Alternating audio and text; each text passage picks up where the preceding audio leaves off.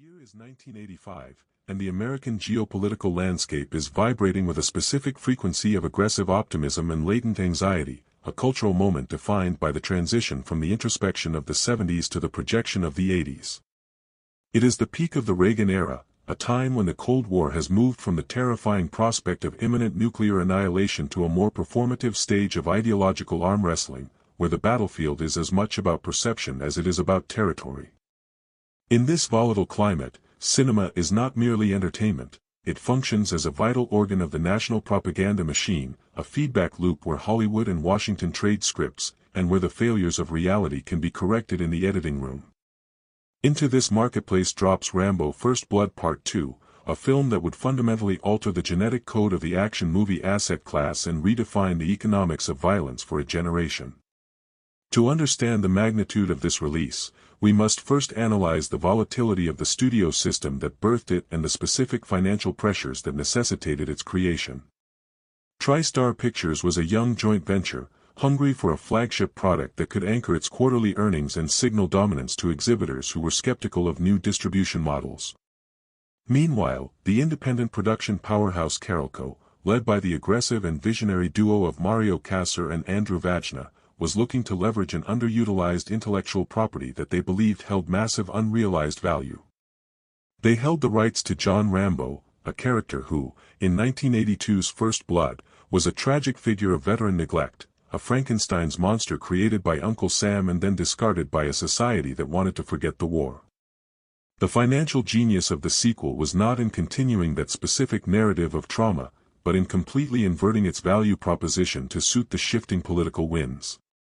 They calculated a massive upside potential by rebranding Rambo from a victim of American policy into the supreme instrument of its enforcement, a shift that required a total liquidation of the character's original literary DNA.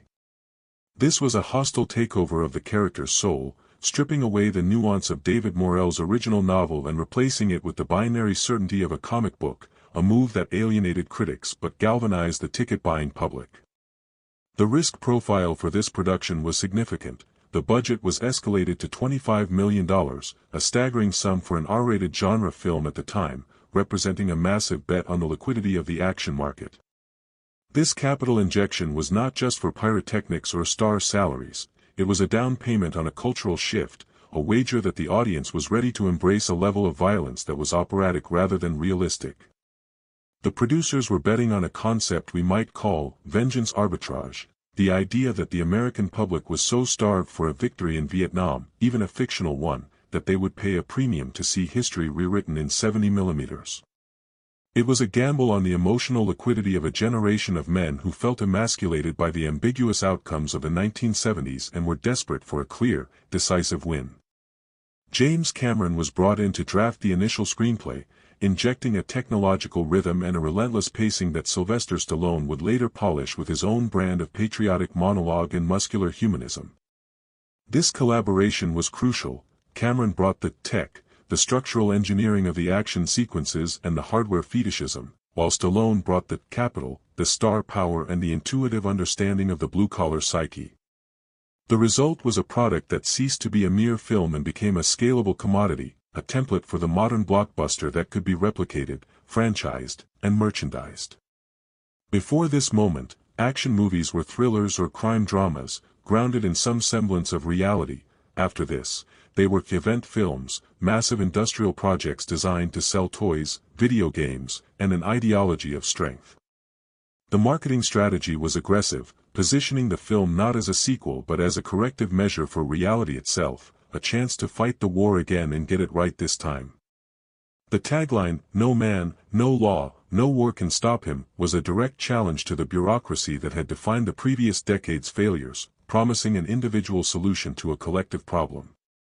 As the curtain rises on our story, we are not looking at a screen, we are looking at a mirror reflecting the idea of a superpower that has decided it is tired of apologizing for its power.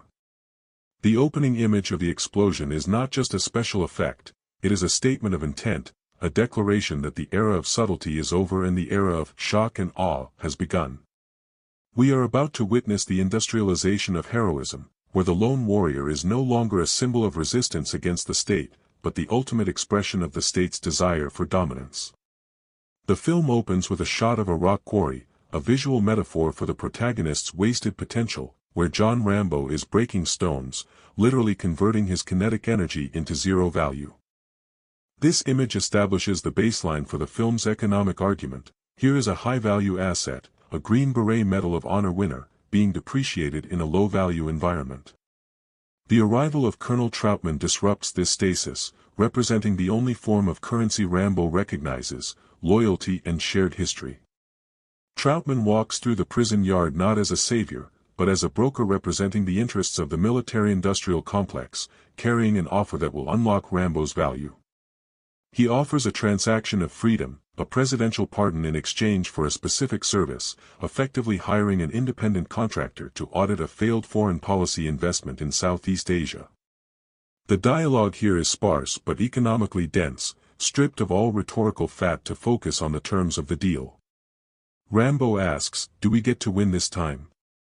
A line that serves as the mission statement for the entire film and the emotional hook for the audience. This question is not tactical, it is existential, demanding to know if the emotional capital he is about to expend will yield a tangible victory or if it will be another sunk cost like the war itself. This is the contract being signed.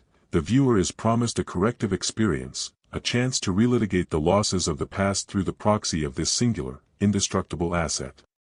Rambo accepts the terms, not for the pardon, which he views as a piece of paper, but for the opportunity to re-enter the only marketplace where his skills have value. The scene shifts abruptly to Thailand, introducing the bureaucratic antagonist, Marshal Murdoch, a man who embodies the corporate disconnection of the modern war machine. Murdoch operates from an air-conditioned office, surrounded by data and technology, creating a stark visual contrast to the sweat and grit of the soldier he is deploying. He explicitly frames the mission as a reconnaissance-only operation, a data-gathering exercise designed to confirm the absence of POWs, thereby closing the books on the war with a clean audit. This briefing scene is critical. It establishes the conflicting agendas that will drive the narrative engine. The soldier wants to save men, the bureaucrat wants to save money and political face. We then move to the armoring sequence, a montage that fetishizes the tools of the trade, turning weapons into objects of desire and power. The compound bow, the survival knife, the black gear, these are not just props, they are the tangible assets of Rambo's trade, filmed with the reverence usually reserved for religious artifacts. The deployment sequence introduces a crucial plot device. A malfunction during the halo jump leaves Rambo hanging from the strut of the aircraft. In a moment of calculated risk management, he cuts away his primary equipment to save his life, landing in the jungle with only his knife and his bow. This strip-down is narrative engineering at its finest. It removes the technological safety net and forces the protagonist to rely on sweat equity and primitive survival skills. He is now an analog warrior in a digital war, a ghost entering the machine, stripped of the government's hardware but retaining his own internal software of lethality. On the ground, he links up with his contact, Ko-Bao, a female agent who serves as the bridge between the foreign invader and the local landscape. Their initial interactions are tense, defined by operational necessity, but they quickly establish a rapport based on mutual professionalism and the shared language of survival. Ko-Bao asks him why he was chosen, and he replies simply, "I'm expendable," a self-assessment that reveals his understanding of his own market value to the people who sent him.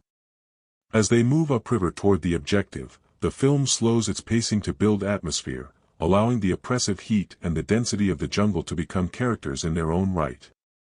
The cinematography here emphasizes the isolation of the asset. Rambo is a singular biological unit moving through a hostile ecosystem that wants to consume him.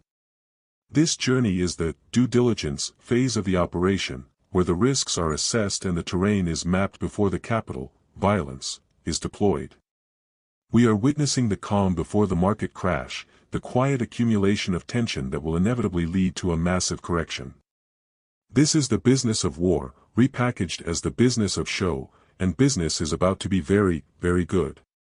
The narrative architecture of the film's first act is constructed not on the foundation of kinetic action, but on the cold, hard ground of transactional economics. We begin in a rock quarry, a visual metaphor for the protagonist's wasted potential, where John Rambo is breaking stones, literally converting his immense kinetic energy into zero value for the state.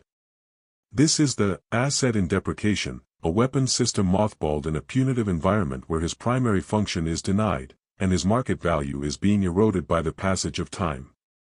Colonel Troutman enters this scene not as a savior, but as a broker representing the interests of the military-industrial complex, the only man who holds the proxy to unlock Rambo's potential.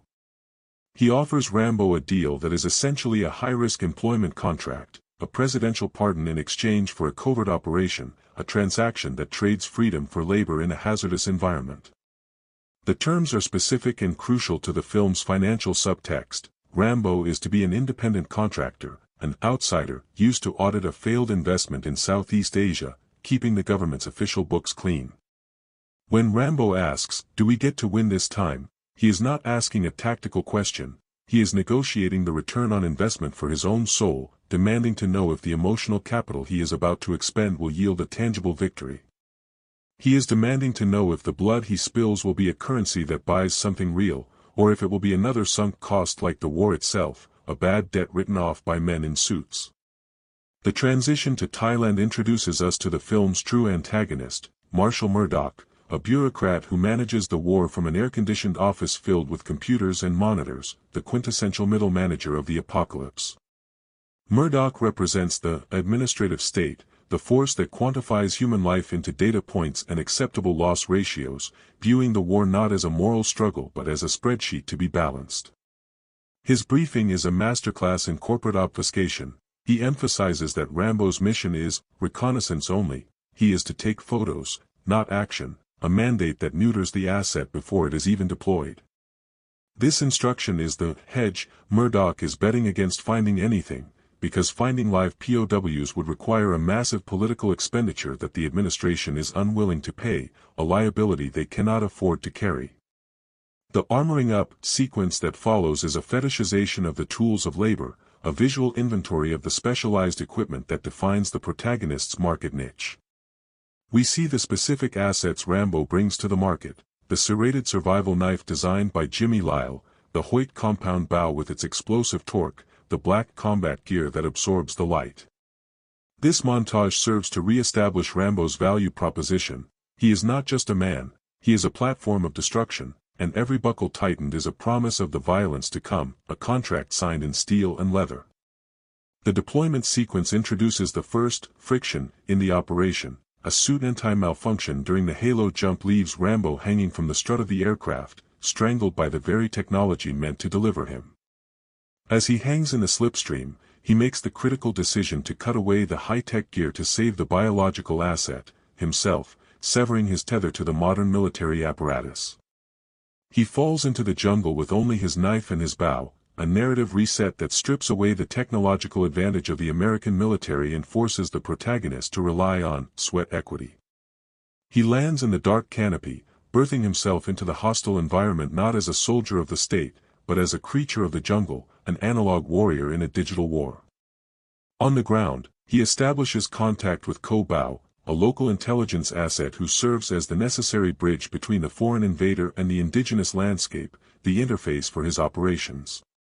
Their initial dialogue is functional, yet it establishes the expendable theme that defines Rambo's psychology and his understanding of his place in the hierarchy. When POW asks why he was chosen, Rambo's response, "I'm expendable," is a chilling self-appraisal of his own market value, an admission that he knows he is a depreciating asset. He understands that to the men in Washington, he is useful only for this specific transaction and easily written off if the deal goes bad, a piece of inventory to be liquidated. The journey upriver is a slow burn of atmospheric tension, utilizing the claustrophobic geography of the jungle to build the pressure cooker of the narrative, a descent into the heart of the business. The film takes its time here, allowing the audience to feel the humidity, the waiting, the sheer logistical weight of moving through hostile territory without support. The encounter with the river pirates serves as a preliminary audit of Rambo's lethal capabilities, a small-scale skirmish that validates his combat readiness before the main event. It is a proof of concept for the violence that will follow, demonstrating that his reflexes are still liquid assets despite his time in prison, and that his value is intact. When they finally infiltrate the camp, the mission parameters shift from abstract data collection to concrete reality, and the theoretical model of the mission collapses. Rambo observes the camp through his camera lens, ostensibly fulfilling his contract to simply document the emptiness of the location for the files.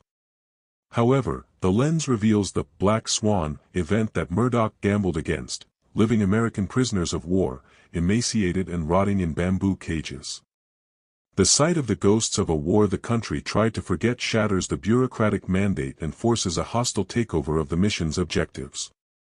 Rambo is faced with a choice between the contract, take photos, and the moral imperative, save the men, a conflict between his legal obligation and his ethical debt. In a decision that defines the film's ethos, he defaults on the contract to honor the higher debt to his brothers, proving that his currency is loyalty, not orders. He ceases to be an observer and becomes an active participant, infiltrating the camp infrastructure with the silence of a predator, moving like a shadow across the balance sheet. The extraction of the prisoner, Banks, is a sequence of extreme tension, utilizing silence as a weapon and leveraging the element of surprise to acquire the asset.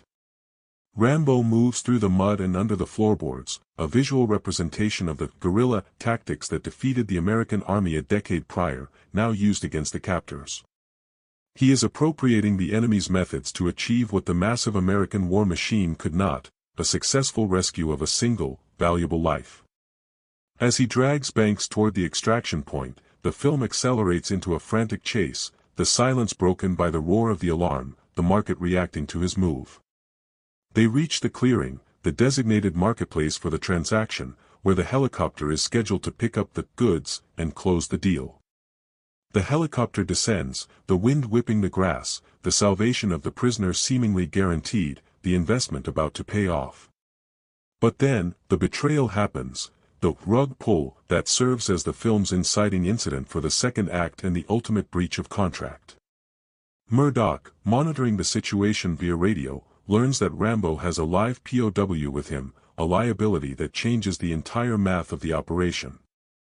He performs a split-second cost-benefit analysis. Bringing back a live prisoner would expose the lie of the clean war and cost the administration billions in reparations and political capital.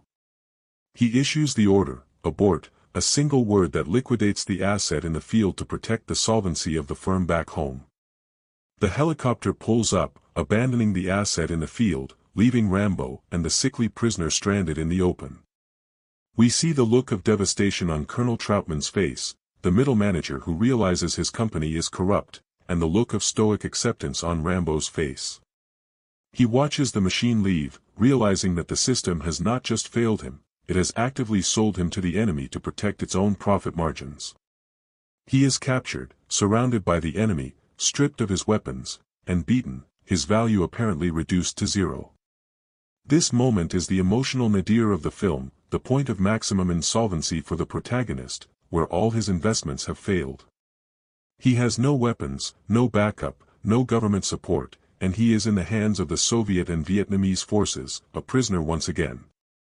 But this total liquidation of his assets is necessary for the narrative. It clears the ledger and sets the stage for a new economy of violence. The contract with America is now void, and Rambo no longer works for the government, he is now a freelancer in the business of revenge. The betrayal by Murdoch provides the moral license for the absolute carnage that is about to follow, justifying every explosion and every kill. The audience, having witnessed this supreme act of corporate cowardice, is now fully invested in the hostile takeover that Rambo is about to execute. The setup is complete, the debt has been issued, the default has occurred, and the collection agent is about to wake up and demand payment in full. The narrative pivot into the second half begins with the protagonist in a state of absolute insolvency, strapped to a box spring in a rat-infested bamboo hut, his physical capital completely leveraged by the enemy. Enter Lieutenant Colonel Podovsky, the Soviet antagonist who functions as the competing CEO in this geopolitical marketplace, a man who believes that pain is the only currency that creates loyalty. Podovsky treats Rambo not as a soldier, but as a distressed asset to be broken down and repurposed for propaganda, attempting to force a confession that will validate the Soviet investment in the region. The interrogation scene is a clash of operating systems.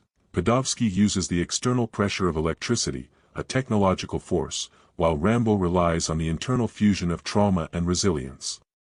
The torture is the stress test of the hero's value, a calculated attempt to find the breaking point of the American psyche, but it fails because Rambo's value is backed by a reserve of will that the Soviet calculator cannot quantify. The turning point occurs when they force Rambo to the radio to contact Murdoch, expecting a concession speech that will serve as a dividend for their efforts. Instead, Rambo engages in a hostile takeover of the communication channel, delivering the iconic line, "Murdoch, I'm coming to get you," which functions as a unilateral declaration of a new contract. This is the moment the vengeance algorithm is activated. The objective shifts from survival to total liquidation of the opposing firm's assets. The escape that follows is a masterclass in kinetic efficiency, utilizing the environment as a force multiplier against superior numbers. Rambo utilizes a microphone as a weapon, a symbolic act of turning the tools of communication into instruments of blunt force trauma. He exits the hut and enters the rice paddies, the cinematography shifting to a frantic, handheld style that mirrors the chaos of the market correction he is about to unleash. The pursuit into the jungle marks the transition from defensive maneuvering to offensive restructuring. Rambo systematically dismantles the Soviet and Vietnamese pursuit teams, utilizing guerrilla economics, low-cost, high-impact traps that yield a maximum return on violence. The mud wall sequence is the visual centerpiece of this act, where Rambo camouflages himself within the very geology of the battlefield, becoming indistinguishable from the earth itself. When he opens his eyes within the mud bank, it is the film's most potent metaphor. The land itself has grown eyes and is now hunting the invaders. He ambushes the soldier, a sudden explosion of biological violence that reclaims the initiative and liquidates the enemy's advantage. The narrative then accelerates into a montage of asset seizure, as Rambo acquires Soviet weaponry, upgrading his portfolio from primitive bow and arrow to the industrial lethality of the AK-47 and the RPG. He moves through the village, a one-man demolition crew, destroying the logistical infrastructure of the enemy camp. Guard towers, barracks, and vehicles are written off the books in rapid succession.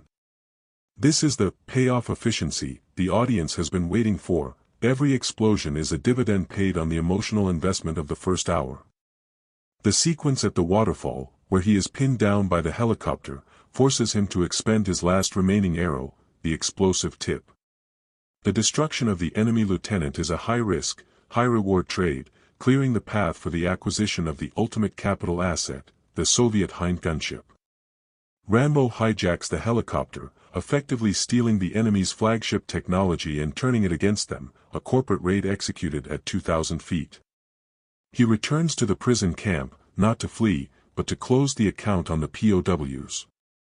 The aerial assault on the camp is a sequence of absolute dominance, where the Angel of Death descends to liberate the lost assets, using the enemy's own heavy artillery to sanitize the landing zone. He loads the POWs onto the gunship, securing the goods that Murdoch claimed did not exist, thereby validating the entire purpose of the mission. The dogfight that ensues with Podolsky's gunship is a clash of titans, a final merger negotiation conducted with air-to-air missiles. Rambo outmaneuvers the superior Soviet craft by playing a game of chicken, faking a crash to lure the enemy into a vulnerable position, a classic bluff in game theory.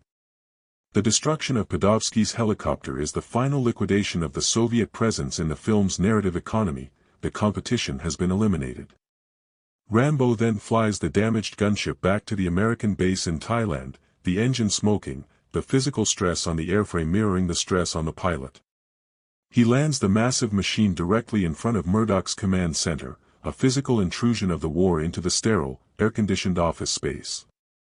The confrontation that follows is the boardroom showdown, where the laborer finally confronts the manager who sold him out.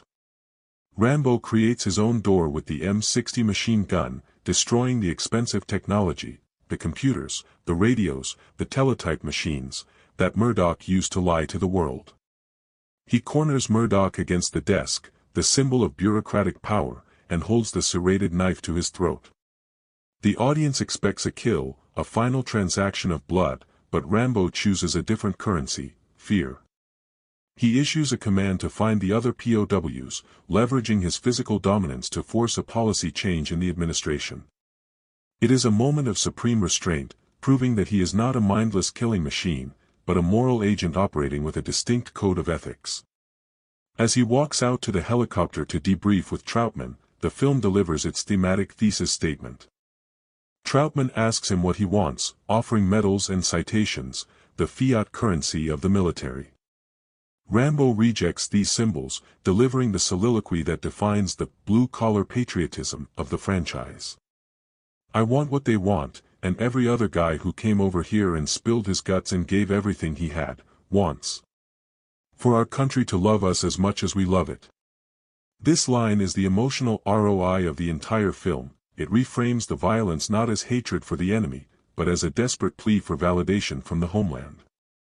It positions the veteran not as a victim, but as a spurned lover of his own nation, demanding only reciprocity in the relationship. Troutman watches him walk away, a silhouette against the setting sun, a wandering Ronin who has settled the account but can never truly go home.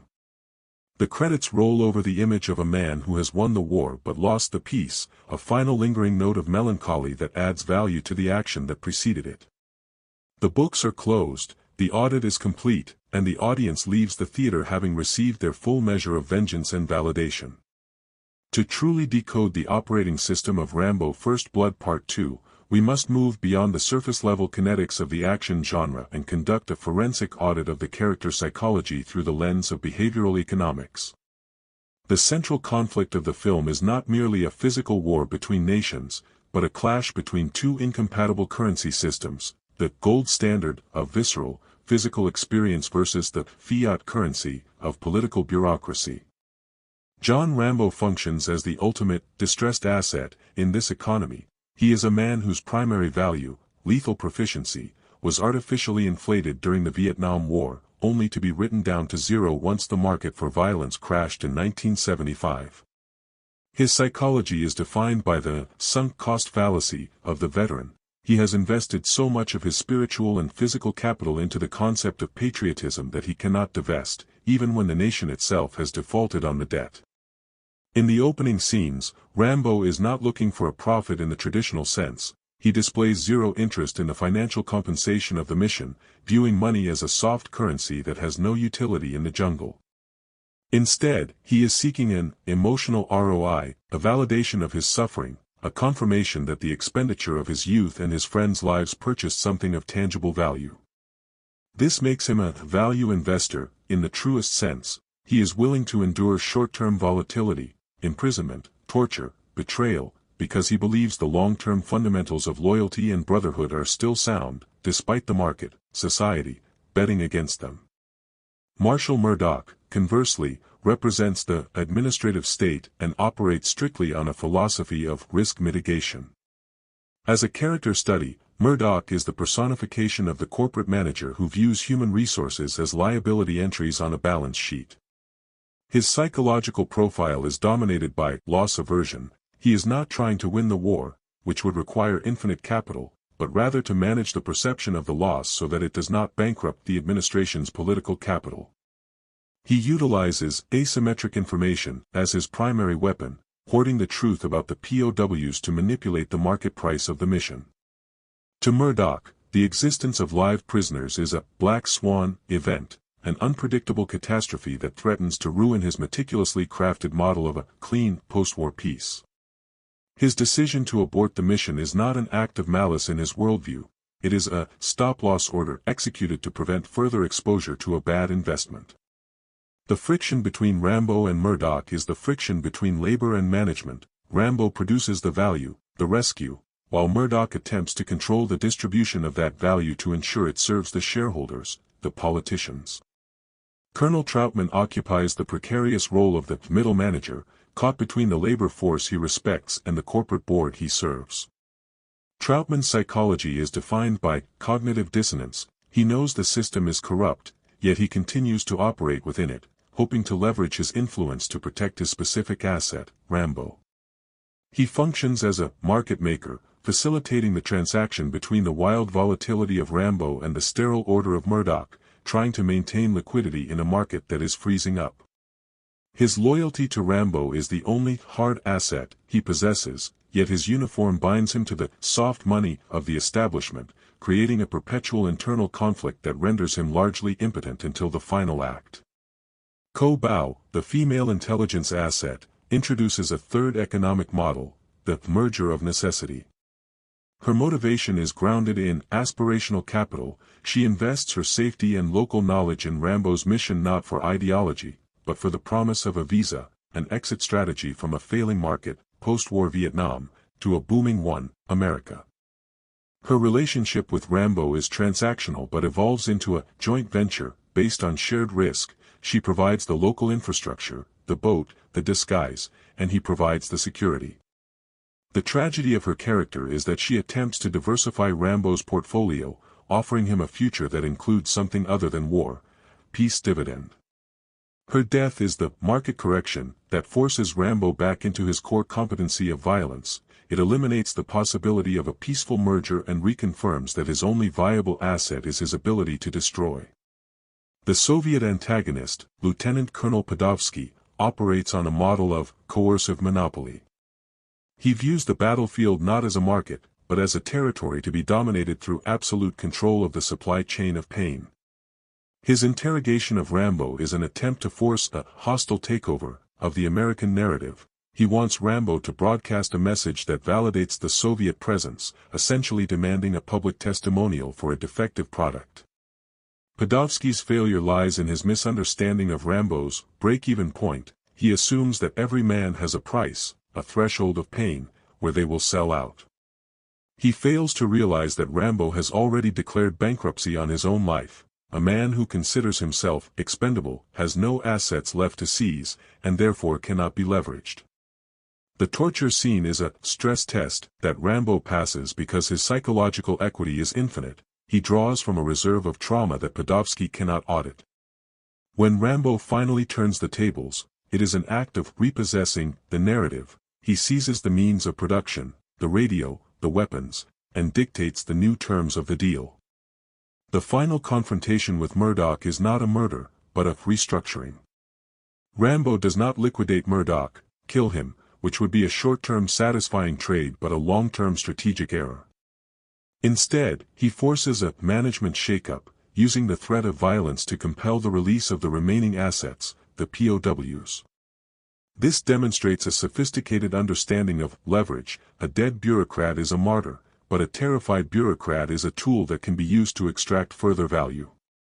By sparing Murdoch, Rambo ensures that the debt remains on the books, forcing the system to confront its obligations rather than writing them off.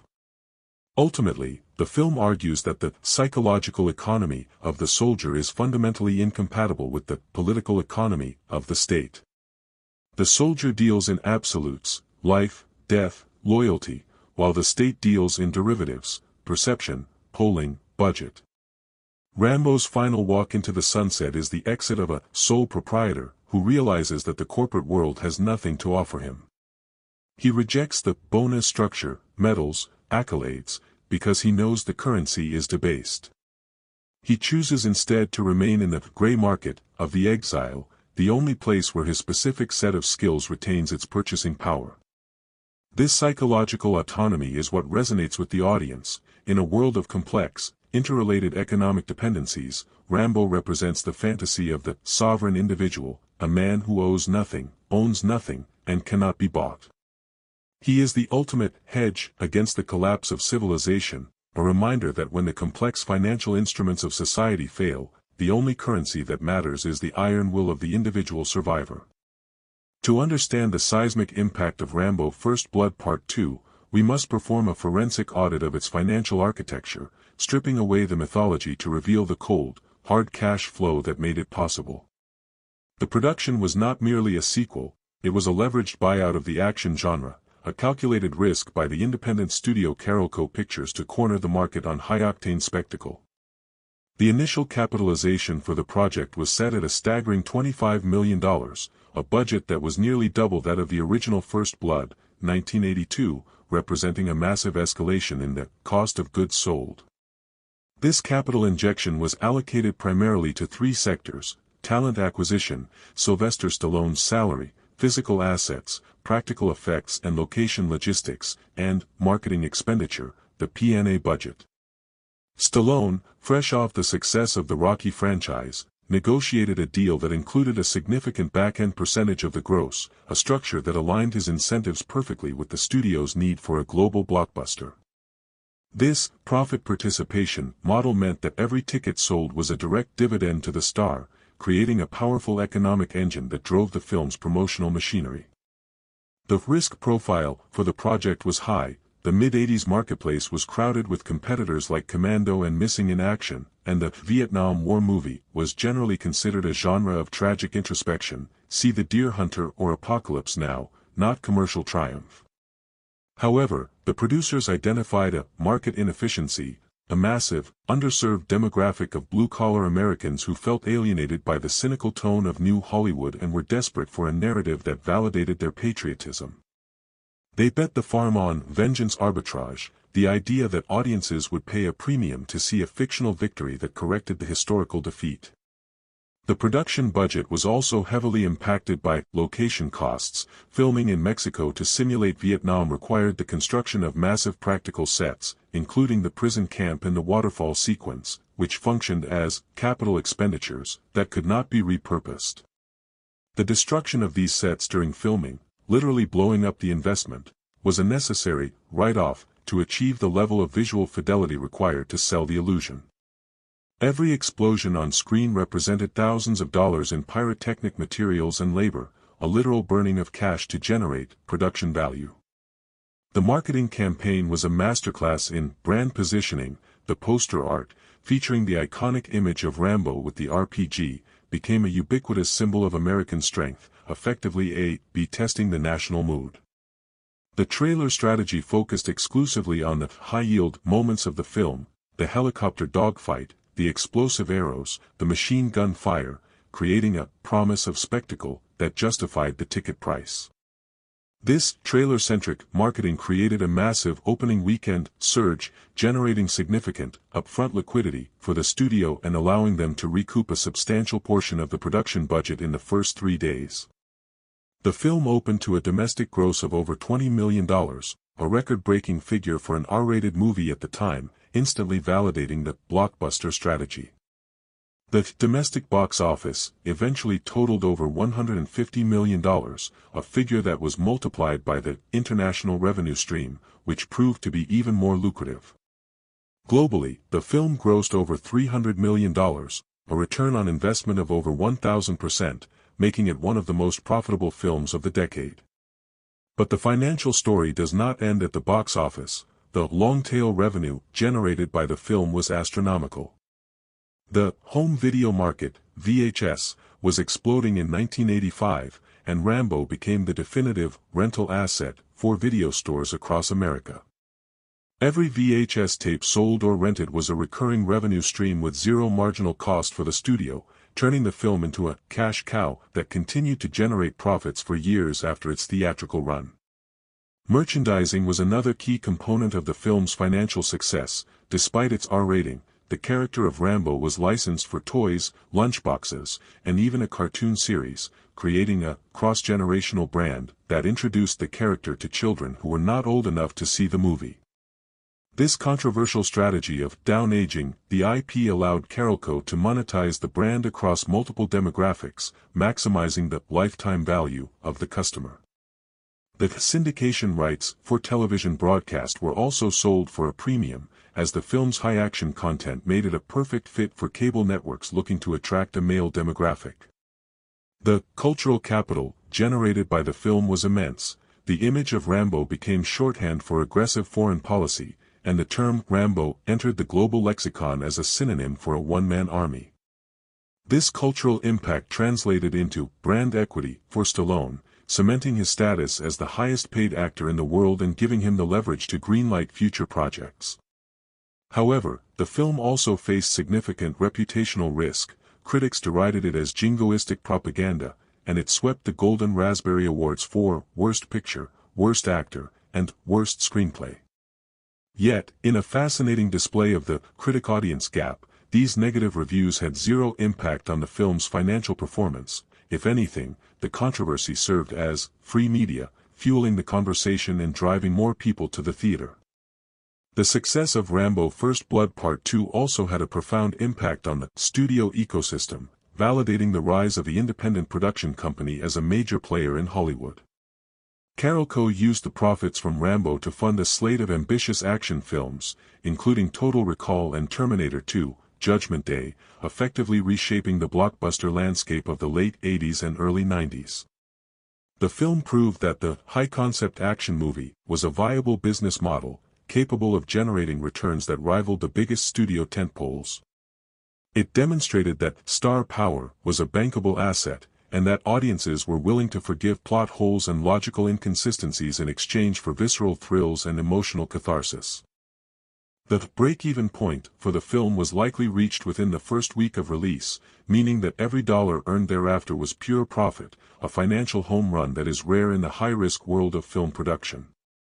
Ultimately, the financial autopsy of Rambo: First Blood Part 2 reveals a perfect storm of timing, talent, and market demand. It was a product that the world didn't know it needed until it arrived, a cinematic commodity that tapped into a deep vein of cultural anxiety and turned it into gold. The ROI was not just measured in dollars, but in the enduring legacy of the character, a brand that continues to generate revenue 4 decades later. It is a testament to the power of cinema as a business, proving that when art and commerce align perfectly, the result is nothing short of explosive. The ledger is closed, the profits are booked, and the shareholders are very, very happy. To decode the visual language of Rambo: First Blood Part 2, we must first understand the technological constraints and innovations of 1985, an era defined by the absolute peak of analog engineering before the digital revolution sanitized the action genre. The tech stack employed by the production was not merely a collection of cameras and lenses, it was a heavy industrial workflow designed to capture the visceral texture of kinetic energy in a way that modern sensors simply cannot replicate. The primary acquisition format was 35mm anamorphic film, utilizing the Panavision system, a choice that fundamentally dictated the aspect ratio of the film and its subconscious impact on the viewer. The anamorphic lens does not just capture an image, it compresses space, squeezing a wide field of view onto a square frame of film, which is then optically decompressed during projection. This optical engineering creates the signature cinemascope look, the horizontal lens flares, the oval bokeh in the out-of-focus areas, and the slight geometric distortion at the edges of the frame. Director George P. Cosmatos and cinematographer Jack Cardiff utilized these optical characteristics to turn the jungle into a panoramic stage, a widescreen canvas where the chaotic density of the foliage could be rendered with microscopic clarity. The choice of lenses was critical. They employed high-speed prime lenses that allowed them to shoot in the low-light conditions of the deep canopy and the magic hour, without sacrificing the resolution of the image. This was a high-risk technical decision, as anamorphic lenses have a notoriously shallow depth of field, meaning that the focus puller had to operate with surgical precision to keep a moving target like Rambo sharp against the blurred background.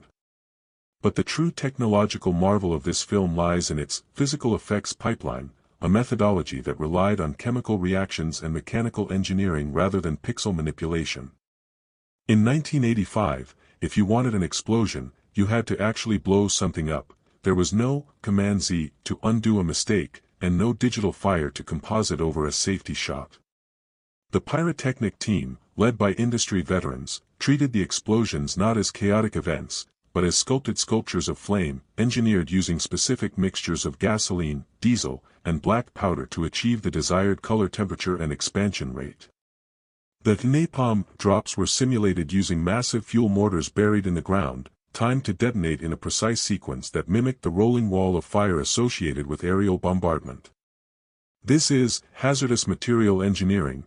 The heat generated by these blasts was real, the shock waves were real, and the danger to the stunt performers was a tangible variable that had to be managed on the set. We see this reality in the reaction shots. The way the actors flinch is not acting, it is a physiological response to the thermal radiation of a chemical event occurring 50 feet away. The film also pioneered the use of hard-mount camera systems on the helicopters, bolting the heavy Aeroflex cameras directly to the airframes of the Bell 212 and the Aerospatiale Puma. This allowed for the capture of aerial combat with a stability and immediacy that handheld camera work could not achieve, turning the helicopter itself into a massive, flying camera dolly. Speaking of the helicopters, the Soviet Hind gunship is a masterpiece of practical VFX engineering. Since actual Soviet hardware was unavailable during the Cold War, the production modified a French Puma helicopter with fabricated wings, weapon pods, and a redesigned nose cone to mimic the silhouette of the Mi-24. This physical mock-up approach meant that the aircraft had to be aerodynamically recertified, a complex process of aeronautical engineering to ensure that the cosmetic additions did not compromise the flight envelope of the machine. The weaponry featured in the film was also treated with a level of technical fetishism that bordered on pornography. The Hoyt archery compound bow used by Rambo was a custom-engineered piece of technology, featuring a specific pulley system designed to generate over 100 pounds of draw weight. The explosive tips were practical props rigged with small charges, but for the impact shots, the special effects team used compressed air cannons to fire the arrows with enough velocity to shatter targets, creating a kinetic impact that felt heavy and lethal. The M60 machine gun was modified to cycle blank ammunition at a rate that maximized the muzzle flash, a visual flare that was enhanced by the specific shutter angle of the camera to ensure it registered on the film stock.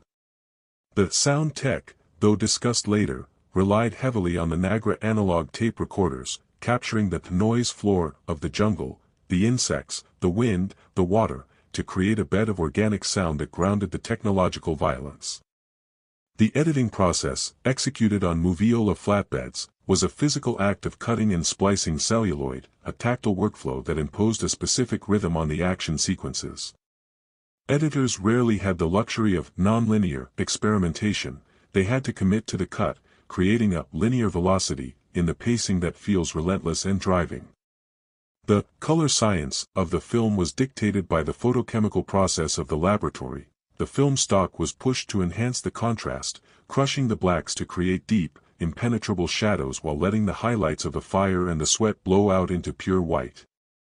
This high-contrast look was intentional, visual engineering, designed to make the image pop on the drive-in screens and second-run theaters where the film would make its long-tail revenue. Even the sweat on Sylvester Stallone's body was a makeup effect innovation, a specific mixture of oil and water sprayed constantly to create a reflective surface that caught the rim lighting, turning his musculature into a topographic map of effort. This is bioengineering of the star image. The body itself is treated as a piece of technology, a machine that glistens with hydraulic fluid, sweat, as it operates at maximum capacity. The film also utilized front projection techniques for certain cockpit shots, a pre-digital method of compositing that required precise alignment of the camera and the projector to hide the shadows, a technique that dates back to 2001, A Space Odyssey, but was refined here for action. However, the majority of the aerial work was practical, requiring the stunt pilots to fly dangerously close to the tree line and to each other, logistical risk that no insurance company would underwrite today. The tragic death of stuntman Cliff Wenger Jr. during a mortar effect gone wrong serves as a grim reminder of the human cost of this analog technology. The danger on screen was a direct transfer of the danger on set. Ultimately, the tech stack of Rambo First Blood Part 2 is a testament to the heavy industry era of filmmaking, where spectacle was built with steel, fuel, and optics rather than code. It is a film that feels heavy because it is heavy. The cameras were heavy, the helicopters were heavy, and the explosions were heavy. This weight translates to the viewer as cinematic authority, a subconscious assurance that what they are seeing is a physical reality, not a digital simulation. It is the difference between watching a video game and watching a demolition derby. One is a rendering of chaos, the other is the actual release of kinetic energy.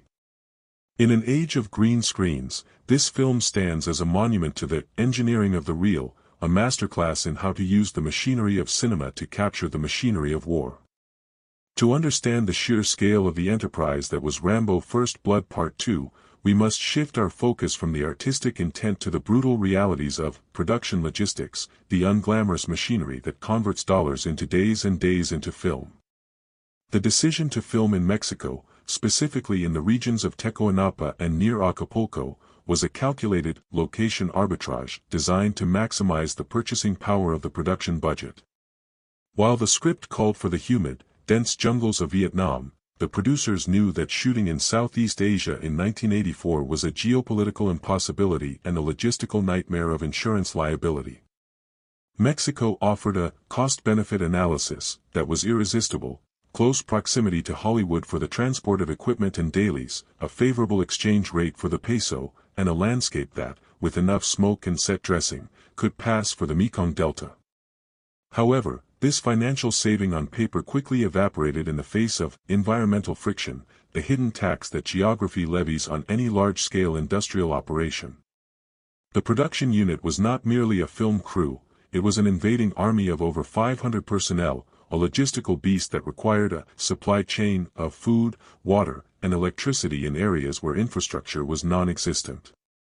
The temperature on location frequently exceeded 100 degrees Fahrenheit with 90% humidity, creating a thermal load on the crew and the equipment that slowed the operational tempo to a crawl. This heat was a direct, capital drain. Every hour lost to heat exhaustion or equipment failure was thousands of dollars burned with zero footage to show for it. The burn rate of the production, the amount of money spent per day just to keep the lights on, was astronomical, driven by the massive headcount and the heavy machinery required to carve the sets out of the jungle. The construction of the POW camp was a feat of civil engineering, requiring the clear-cutting of acres of foliage and the erection of bamboo structures that had to look aged and weathered, a process of artificial depreciation. But the true monument to capital expenditure was the waterfall sequence. The script called for a specific dramatic geography that nature had failed to provide in the chosen location. In a display of brute force logistics, the production team essentially terraformed the landscape, building a dam and diverting a river to create the waterfall needed for Rambo's iconic mud-rise sequence. This single set piece represents the sunk cost of blockbuster filmmaking. Hundreds of thousands of dollars in labor and materials were poured into a temporary structure that would exist for a few seconds of screen time and then be dismantled or destroyed.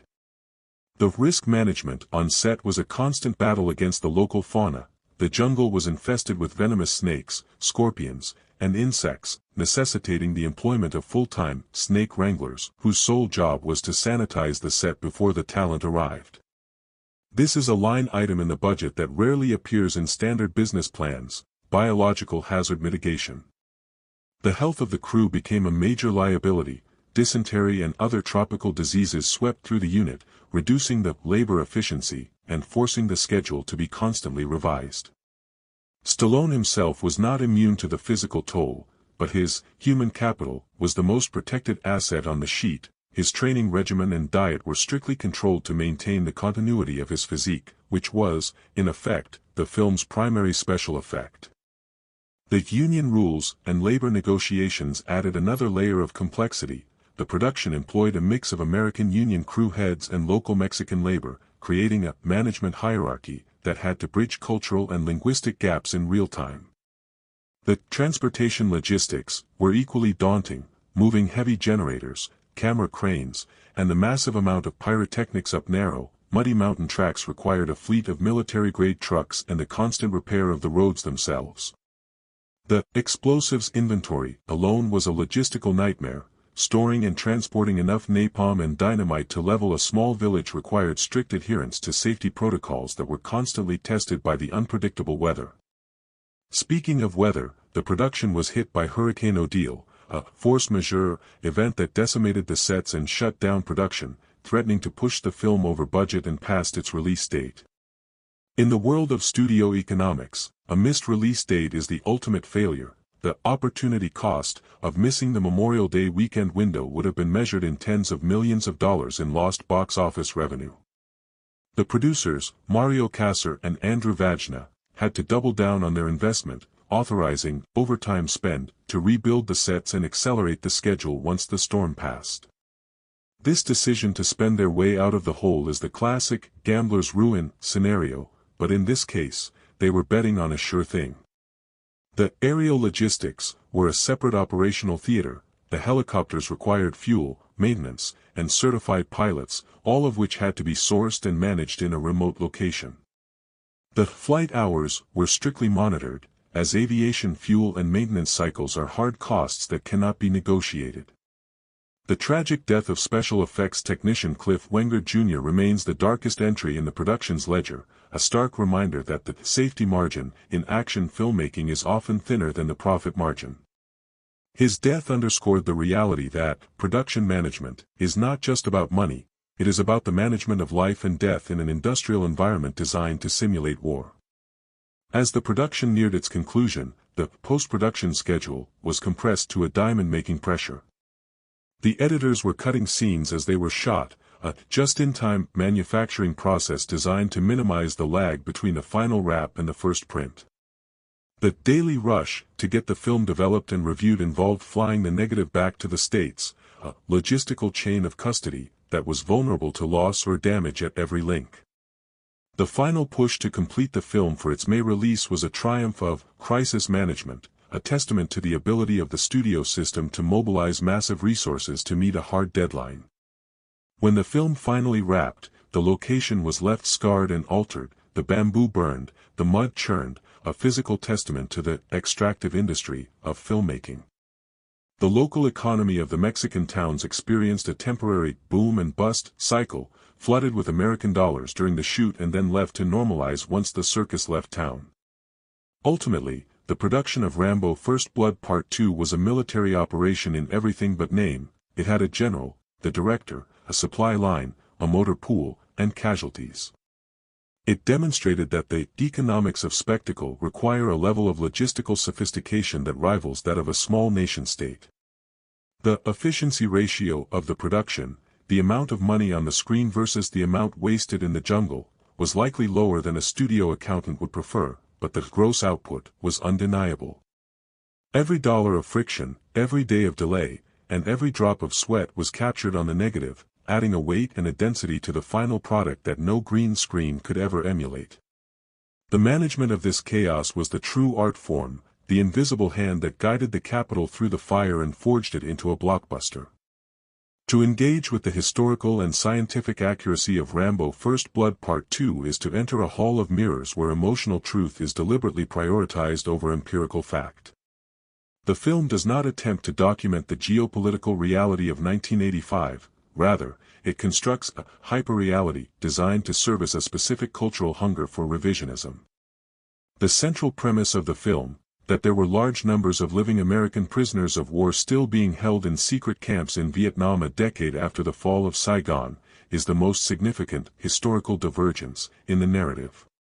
While the POW, MIA issue was a genuine source of anguish and political activism in the 80s, investigations by the Senate Select Committee on POW, MIA affairs later concluded that there was no compelling evidence to support the existence of such camps.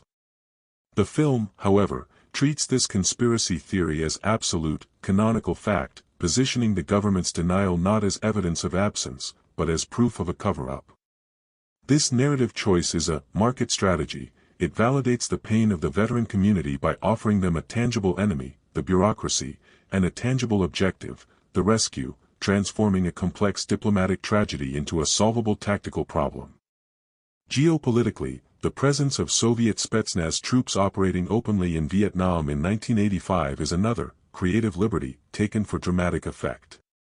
While the Soviet Union did maintain a military presence at Cam Ranh Bay, the idea of Soviet officers personally overseeing the torture of American prisoners in the jungle is a Cold War fantasy designed to simplify the conflict into a binary struggle between superpowers. It allows the film to bypass the nuanced grievances of the Vietnamese Civil War and reframe the conflict as a direct proxy battle between American individualism and Soviet totalitarianism. Scientifically, the film operates on the rule of cool rather than the laws of physics, particularly in its depiction of ballistics and explosives.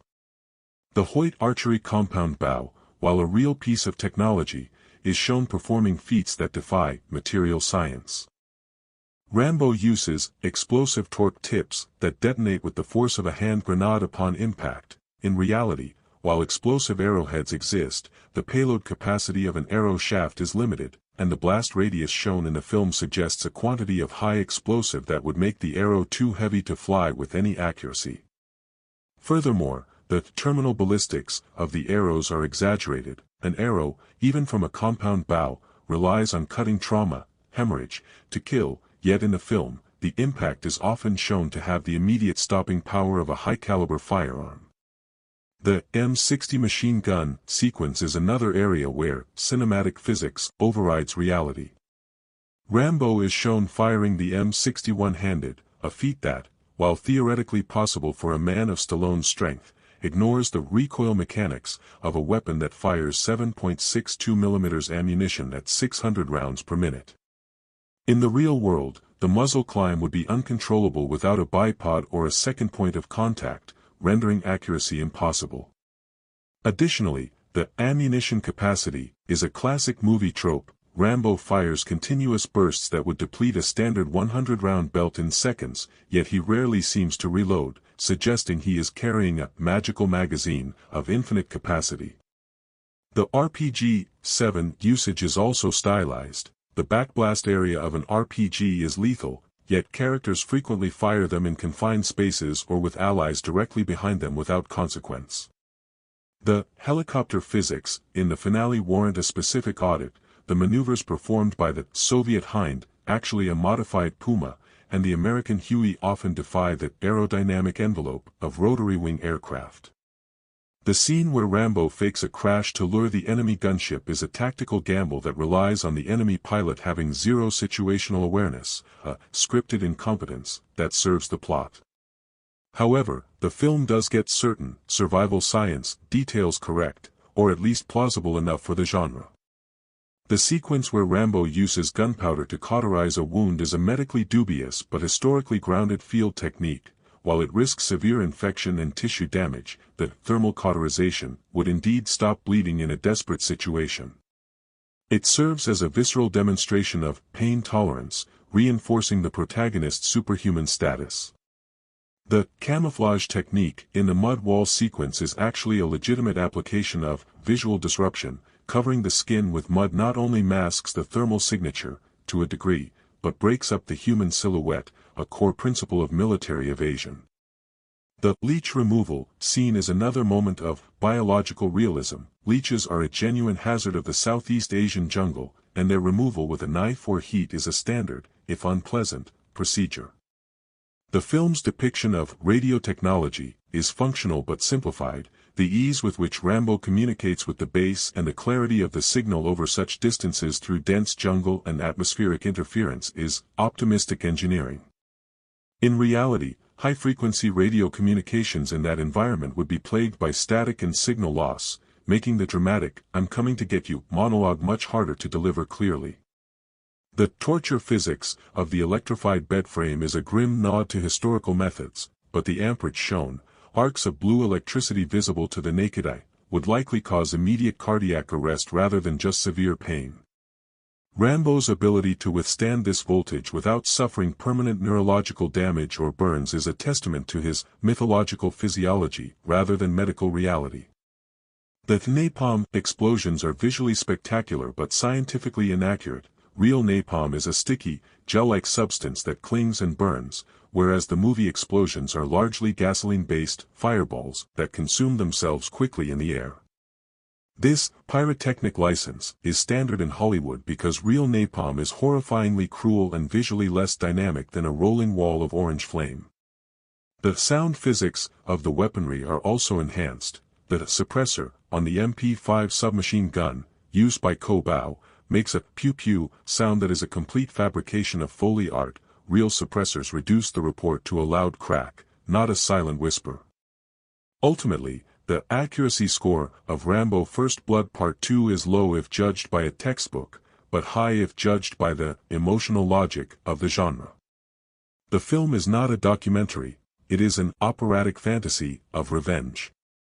It trades the complex, messy, and often disappointing reality of war for a clean, physics-defying clarity where the good guys are indestructible, the bad guys are incompetent, and the explosions are always perfectly framed. It validates the feeling of the veteran experience, the sense of betrayal, the physical hardship, the desire for payback, while ignoring the facts that would complicate that narrative. In the business of blockbuster cinema, truth is a depreciating asset. while myth is a growth stock that pays dividends forever. To discuss the visual engineering of Rambo First Blood Part 2 is to discuss a collision between the grit of 80s action cinema and the classical sophistication of Technicolor royalty.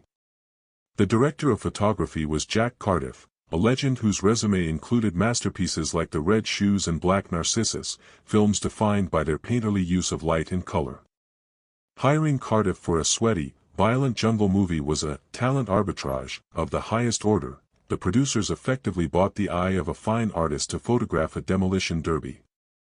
The result is a film that looks far more expensive and textured than its genre contemporaries, utilizing a high-contrast lighting scheme that elevates the imagery from exploitation to mythology.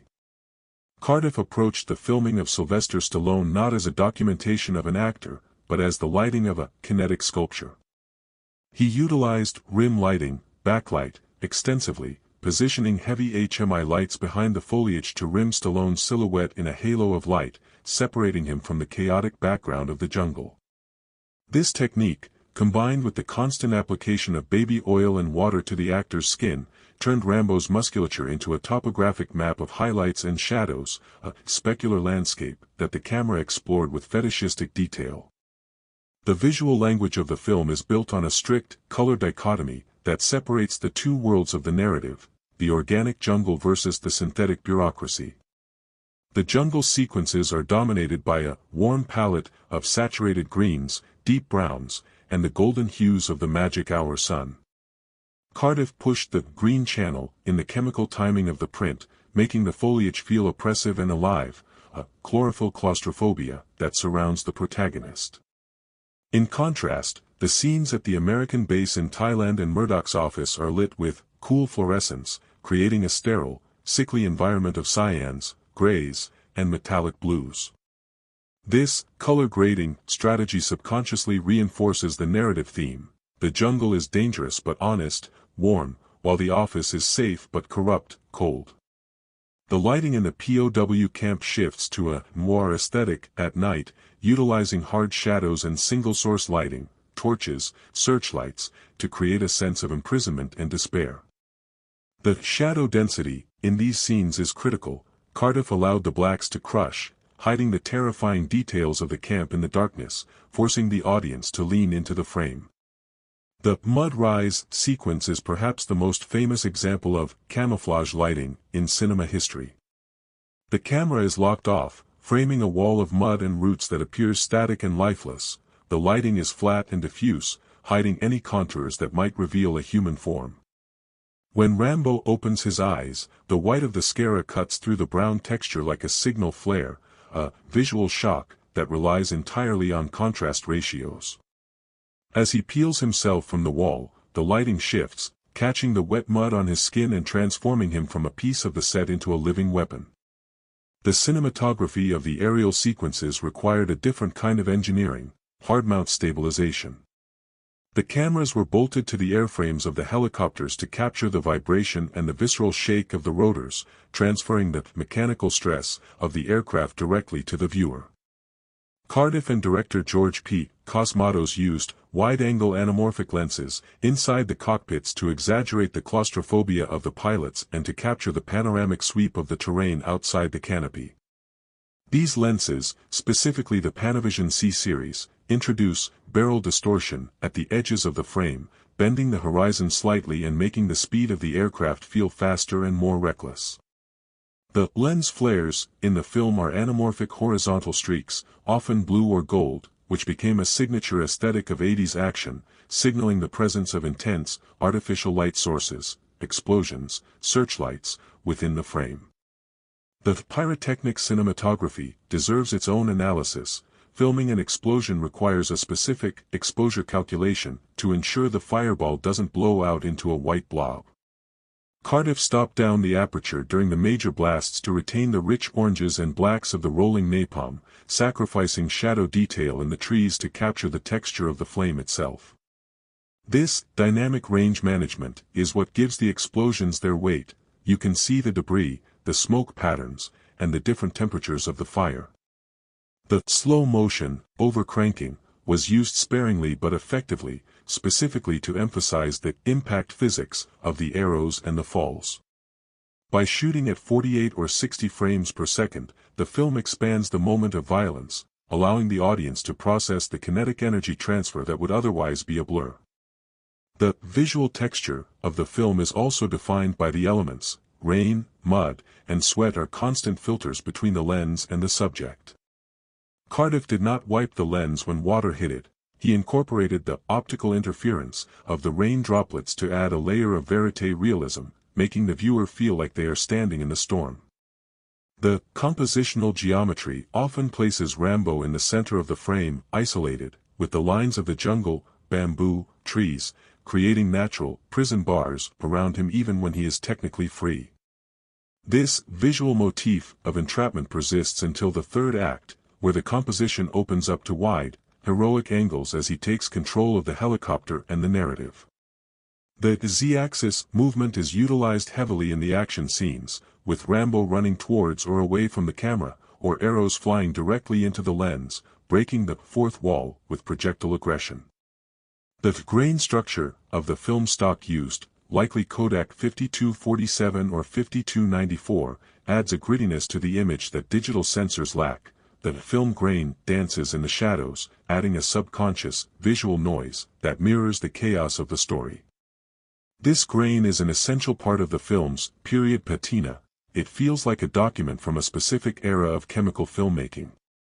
Ultimately, the cinematography of Rambo First Blood Part 2 is not just about recording action, it is about myth-making. Cardiff's lighting transforms a bodybuilder into a demigod and a Mexican forest into a mythical underworld. It elevates the production value of the film far above its script, proving that in cinema, the way a thing is lit can be just as important as what the thing actually is. The visual engineering seduces the eye, making the violence beautiful and the hero iconic, ensuring that the image of Rambo holding the M60 is burned into the cultural retina forever. The sonic architecture of Rambo First Blood Part 2 is not merely an accompaniment to the image, it is a structural component of the film's emotional engineering, a heavy industrial soundscape designed to bypass the intellect and strike directly at the adrenal cortex. At the helm of this auditory assault was the legendary composer Jerry Goldsmith, a titan of film music who understood that for Rambo to become a myth, he needed a voice that transcended dialogue. Goldsmith's score is a groundbreaking fusion of traditional orchestral militarism and the cutting-edge electronic synthesis of 1985, creating a hybrid texture that perfectly mirrors the duality of the protagonist, an ancient warrior fighting a modern war. The main title theme is iconic not for its bombast, but for its melancholic nobility. It utilizes a solo trumpet that mourns rather than celebrates, grounding the character in a deep sense of loss before a single shot is fired. However, as the film transitions to the jungle, Goldsmith introduces a relentless, percussive drive that utilizes synthesizer ostinatos, repetitive electronic pulses that mimic the heartbeat of a man under extreme duress.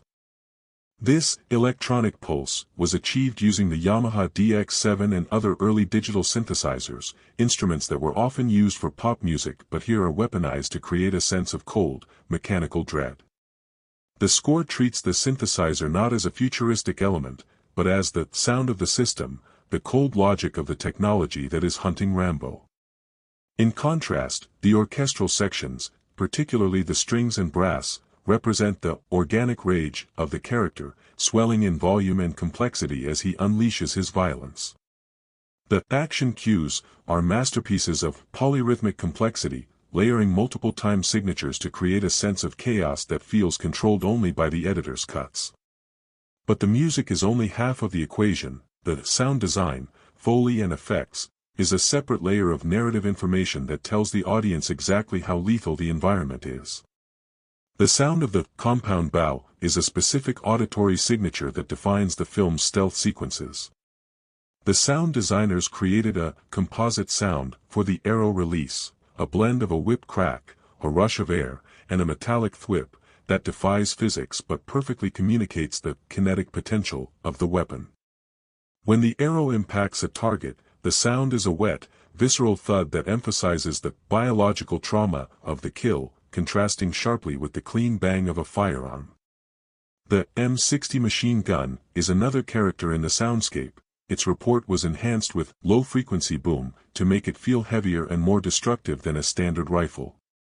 The sound of the spent brass casings hitting the ground, asterisk tink, tink, tink asterisk, is mixed high in the track, a rhythmic counterpoint to the roar of the muzzle, emphasizing the sheer volume of lead being expended.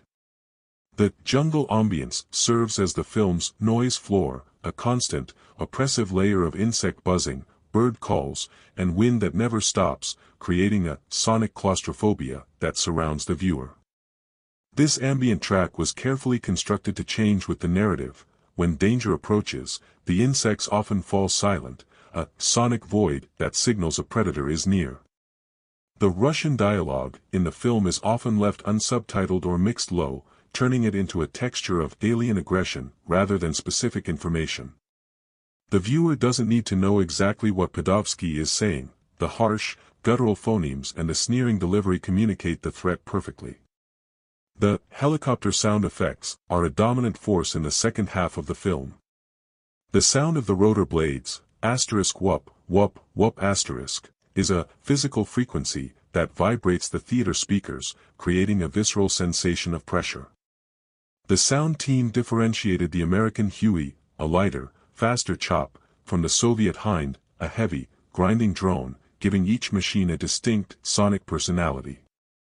The explosion effects were mixed to prioritize the bass response, utilizing the subwoofer channel, in Dolby Stereo theaters, to shake the floorboards. This tactile audio ensures that the audience feels the blast wave before they process the visual information, creating a startle reflex that heightens the immersion. The silence is used as a weapon in the mixing process. Just before a major ambush or the mudrise kill, the track often drops to near zero, forcing the audience to hold their breath. This dynamic range manipulation, the difference between the quietest whisper and the loudest explosion, is extreme in this film, a deliberate choice to maximize the impact of the violence. The voice of Sylvester Stallone himself is a key element of the sound design. His dialogue is sparse, often delivered in a low, resonant rumble that feels like it is emanating from the chest rather than the throat. This vocal texture reinforces his status as a primal force. He doesn't speak, he growls. The scream of Rambo during the torture scene is a sonic event of pure agony, a raw, unmodulated vocal performance that cuts through the electronic hum of the torture device. The mix of the film favors the hard effects, guns, punches, over the music in the combat scenes, a decision that keeps the violence feeling brutal and immediate rather than operatic. However, in the final montage, the music swells to dominate the track, transforming the destruction into a heroic symphony. The end credits song, Peace in Our Life performed by Frank Stallone, serves as a jarring but era-appropriate cool-down track. Its lyrics attempt to articulate the themes of the film in a pop ballad format, a commercial necessity for the soundtrack album but a strange emotional pivot from the carnage that preceded it. Ultimately, the sound design of Rambo First Blood Part 2 is a masterclass in aggression. It utilizes every frequency of the audible spectrum to assault, comfort, and manipulate the viewer. It proves that in action cinema, the ears are the most direct path to the nervous system. The sound of the bow being drawn back is the sound of tension, the sound of the explosion is the sound of release. And in the dark of the theater, that cycle of tension and release is the heartbeat of the blockbuster experience. The marketing campaign for Rambo First Blood Part 2 was not merely an advertisement for a movie, it was a psychological operation designed to penetrate the collective consciousness of the American public and reformat their perception of the Vietnam War. TriStar Pictures and Carolco understood that they were not selling a film about a sad veteran, they were selling a product of national catharsis, a therapeutic explosive device wrapped in celluloid. The high-concept pitch was brutally simple: what if we could go back and win? This question formed the core value proposition of the entire campaign, tapping into a market deficit of victory that had plagued the American psyche since 1975. The poster art, created by Renato Casaro, is perhaps the single most effective piece of key art in action movie history. It features Sylvester Stallone, stripped to the waist, muscles glistening with sweat and oil, holding a massive RPG-7 rocket launcher with a defiant expression. This image is not subtle, it is a visual manifesto of individual power. The composition places Rambo against a backdrop of flames, effectively communicating the genre, action, the tone, violent, and the promise, destruction, in a single glance. The tagline, "No man, no law, no war can stop him," was a direct challenge to the administrative state that the audience blamed for the war's failure. It positioned Rambo as a force of nature, outside the jurisdiction of incompetent bureaucrats and cowardly politicians. The trailer strategy was equally aggressive, focusing almost exclusively on the money shots, the helicopter explosions, the bow kills, the waterfall scene. The trailer cut was edited to a frantic rhythm, using the Jerry Goldsmith score to build a sense of irresistible momentum. It avoided the dialogue-heavy scenes of the first act, knowing that the target demographic, young males, was buying a ticket for the kinetics, not the politics. However, the most audacious aspect of the marketing was the cross-generational merchandising strategy. Despite the film being rated R for extreme violence, language, and torture, the studio licensed the character of Rambo for a massive line of children's toys produced by Coleco. The Rambo, the Force of Freedom action figure line became a top seller, allowing 10-year-old boys to reenact the violent fantasies of the film in their backyards. This was a calculated, brand extension that normalized the imagery of the film for a generation that was technically too young to see it. They even launched a frantic, animated television series, stripping away the blood and the PTSD to turn Rambo into a G.I. Joe-style superhero who fought a fictional organization called SAVAGE. This sanitization of violence for the youth market was a controversial but highly profitable move, creating a cradle-to-grave brand loyalty. The video game tie-ins were also crucial. Arcade cabinets and home console games allowed the audience to be Rambo, reinforcing the power fantasy through interactive media. The political marketing was an accidental but potent force multiplier. President Ronald Reagan, sensing the cultural wind, famously referenced the film in a microphone check, joking, "Boy, after seeing Rambo last night, I know what to do next time this happens." This endorsement from the Commander-in-Chief was worth millions in free advertising. It validated the film as a piece of patriotic art rather than just a violent B-movie. The media coverage of the film focused heavily on the Rambo mania, creating a feedback loop where seeing the movie became a cultural necessity to be part of the conversation.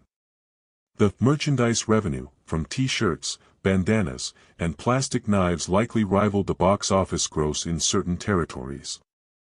The international marketing required a slight pivot. Outside of the U.S., the Vietnam revisionism was less potent, so the campaign focused on Rambo as a universal symbol of the oppressed underdog fighting the system. In Europe and Asia, the film was marketed as a pure action spectacle, emphasizing the Stallone brand, which was already established globally through Rocky. The A/B testing of different trailer cuts for different markets ensured that the messaging resonated with local cultural sensibilities. For example, in Japan, the marketing emphasized the Bushido aspects of Rambo's character, his stoicism, his loyalty, his mastery of the bow, positioning him as a modern samurai. The release date strategy was executed with military precision. Opening on Memorial Day weekend in the U.S. was a strategic move to align the film with a national holiday honoring veterans. This calendar synchronization turned the opening weekend into a patriotic event, encouraging families and groups of friends to attend together. The press junket saw Stallone giving interviews that blended his personal underdog story with the character's narrative, blurring the lines between the actor and the role. He spoke passionately about the plight of the POWs/MIAs, positioning the film as an advocacy project to bring attention to a forgotten issue. This moral high ground marketing helped deflect the criticism from liberal reviewers who saw the film as jingoistic trash. By framing the movie as a tribute to the veterans, the studio made it socially difficult to criticize without appearing unpatriotic. The soundtrack album was another marketing tool, featuring the Frank Stallone song and the Jerry Goldsmith score, keeping the sonic brand of the film on the radio waves. Ultimately, the marketing of Rambo First Blood Part 2 was a triumph of integrated brand management. It took a grim, psychological character study, First Blood, and successfully rebranded it as a colorful, toy-friendly, blockbuster franchise. It proved that with the right packaging, even the darkest traumas of a nation could be sold back to them as entertainment. The audience didn't just buy a ticket, they bought a feeling of strength, a red headband, and a plastic machine gun. They bought the lie because the packaging was irresistible. And in the business of Hollywood, the packaging is the product. The critical reception of Rambo First Blood Part 2 functions as a perfect Rorschach test for the cultural divide of 1985, a moment where the elite consensus and the popular will diverged so violently that they seemed to be watching two different films. Upon its release, the film was greeted by the mainstream press not merely with negative reviews, but with a palpable sense of moral outrage and intellectual condescension. Critics like Vincent Canby of the New York Times and Roger Ebert acknowledged the technical proficiency of the filmmaking but decried the narrative as a dangerous, xenophobic fantasy that pandered to the basest instincts of the American electorate. The film was labeled propaganda, in the pejorative sense, a celluloid recruitment poster for a new era of aggressive foreign policy that sought to solve complex diplomatic failures with high-explosive arrows. This critical hostility culminated in the film's dominance at the 6th Golden Raspberry Awards, where it won Worst Picture, Worst Actor for Sylvester Stallone, Worst Screenplay, and Worst Original Song. These anti-awards were a clear signal from the Hollywood intelligentsia that they rejected the film's ethos, viewing it as a grotesque cartoon of patriotism that lacked the nuanced tragedy of the original First Blood.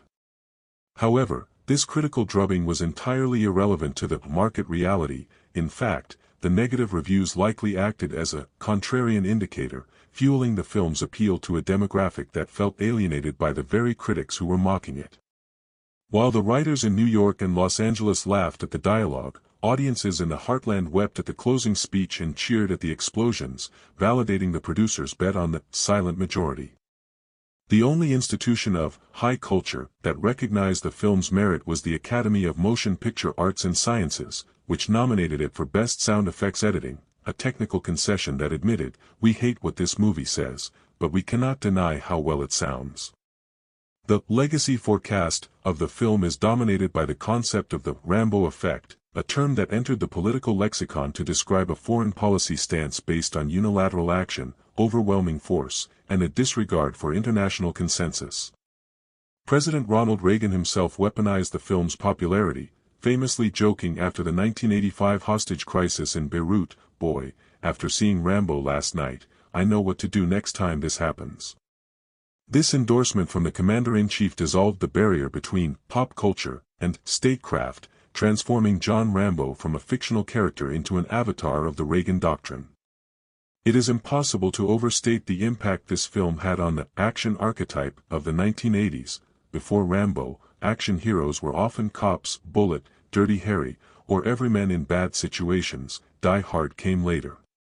Rambo First Blood Part 2 codified the one-man army trope, the idea of the hypermuscular, invincible warrior who requires no support, no logistics, and no team to dismantle an entire army. This archetype spawned a decade of imitators, from Arnold Schwarzenegger in Commando to Chuck Norris in Missing in Action, creating an entire subgenre economy of jungle-based rescue films that flooded the VHS market. Culturally, the film became a global export of American soft power, projecting an image of the United States as a sleeping giant that, when woken, would visit biblical destruction upon its enemies. Interestingly, the film found a massive audience in the global South, and even behind the Iron Curtain via bootleg tapes, where audiences ignored the anti-communist politics and simply embraced the anti-authoritarian narrative of one man fighting the system. To the Afghan Mujahideen, whom Rambo would join in the next sequel, he was a symbol of resistance against the Soviet Empire. To the kids in the suburbs of Chicago, he was a superhero who didn't wear a cape. Today, the film holds a unique, vintage valuation. It is no longer viewed as dangerous propaganda, but as a pristine artifact of Cold War anxiety, a time capsule that preserved the fears and desires of a specific moment in history. Modern critics, engaging in revisionist analysis, often praise the film's pacing, its visual beauty, thanks to Jack Cardiff and its honest, if blunt, articulation of the veteran's trauma. It is recognized as a masterpiece of pure cinema, motion, color, and sound arranged to produce a visceral physical reaction, unburdened by the need for realism or logic. The merchandising legacy also endures. The image of Rambo tying his headband is as recognizable as Mickey Mouse's ears, a piece of visual IP that transcends language and borders. The film's structural influence is still felt in modern blockbusters. The gear-up montage, the stealth kill sequence, and the boss fight in a helicopter are now standard grammar in the language of action cinema. Ultimately, the legacy of Rambo First Blood Part 2 is that it won the argument. The critics faded into obscurity, but the character became immortal. It proved that in the marketplace of ideas, a simple, powerful lie often travels further and faster than a complex, messy truth. It stands as a monument to the decade of excess, a film that was too loud, too violent, and too simplistic for the critics, which is exactly why it was perfect for the world. As we stand at the extraction point of this cinematic operation, looking back at the carnage and the commerce of 1985, it becomes clear that Rambo First Blood Part 2 is not merely a sequel, but a singularity in the timeline of action cinema. It represents the moment where the art of war and the business of show achieved a perfect, terrifying synchronization, creating a product that was chemically pure in its intention and devastatingly effective in its execution. We have deconstructed the film into its atomic components, the financial ambition of Carolco Pictures, who leveraged a $25 million risk to build an empire, the technological ingenuity of the practical effects team, who engineered explosions with the precision of sculptors, and the psychological architecture of a character who became the avatar for a nation's unresolved grief. The genius of this film lies not in its subtlety, of which it has none, but in its absolute clarity. It identified a market inefficiency, the lingering trauma of the Vietnam War, and filled that void with a high-yield fantasy of competence and revenge. It provided a corrective narrative for a generation of men who felt that their sacrifices had been devalued by a political class that was more interested in optics than honor. By turning John Rambo from the tragic victim of First Blood into the invincible avenger of Part 2, the filmmakers did not just make a movie, they performed a cultural exorcism. They allowed the audience to refight the war in the safety of a darkened theater and, for 2 hours, to win. This emotional transaction was the true source of the film's massive return on investment. The audience paid for the ticket, but what they were really buying was the feeling of closure. The technical legacy of the film is equally profound. The work of Jack Cardiff proved that an action movie could look like a Renaissance painting, utilizing light and shadow to elevate the violence into something approaching myth. The sonic architecture, created by Jerry Goldsmith and the sound team, set a new standard for auditory immersion, proving that the sound of a bowstring could be as iconic as the roar of a jet engine. But perhaps the most enduring lesson of this film is its demonstration of star power as a tangible economic asset. Sylvester Stallone did not just act in this film, he inhabited it, reshaping his own body into a special effect that was more convincing than any digital creation could ever be. His commitment to the physicality of the role, the sweat, the veins, the scars, created a truth in advertising that resonated with audiences on a primal level. He was not playing a soldier, he was offering himself up as a sacrificial totem, enduring the pain so that the audience could feel the catharsis. The film also stands as a testament to the efficiency of analog filmmaking.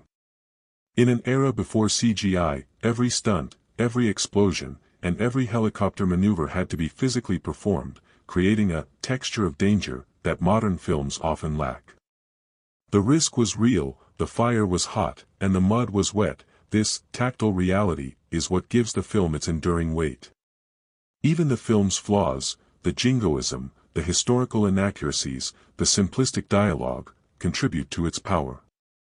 It is a monolith of 80s culture, a smooth, hard object that refuses to apologize for what it is.